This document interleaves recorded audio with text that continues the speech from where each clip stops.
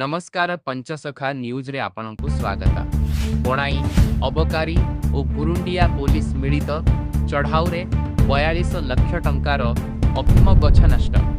बणाई राउरकेला अबकारी अधीक्षक अंक निर्देश रे गुरुंडिया पुलिस एवं बणाई अबकारी अधिकारी गुरुंडियार पंकड़ी पंचायतर जड़ा ग्राम रे आज अफीम चाष जमी उपरे चढ़ाऊ करा जाई गछकु नष्ट करा जाइछि।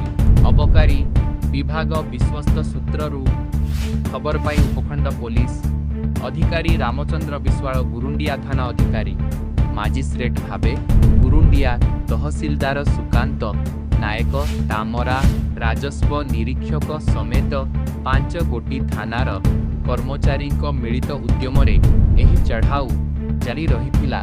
जड़ा ग्राम रे 3 एकर जमी रे प्राय 42,000 अफीम गछ चाष करा जाइथिला, जहार आनुमानिक मूल्य 42 लाख रु ऊर्ध्व हेबो बोली जଣା पड़िछि।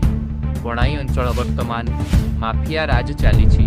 केउठी खणी लूट करा जाउछि तो अन्य केउठी पुलिस और अबकारी विभाग को खोला चैलेंज देई कोटी कोटी टंकार अफीम चाष करा जाउछि।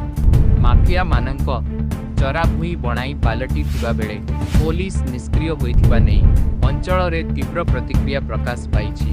केतेबेले घर मानकरू लक्ष लक्ष टंका डकायत हेउछि तो केतेबेले खणीरू लौह पत्थर मांगानिज चोरी हेउछि तो केतेबेले अफीम गंजेई चाष करी लुटतराज चलीछि।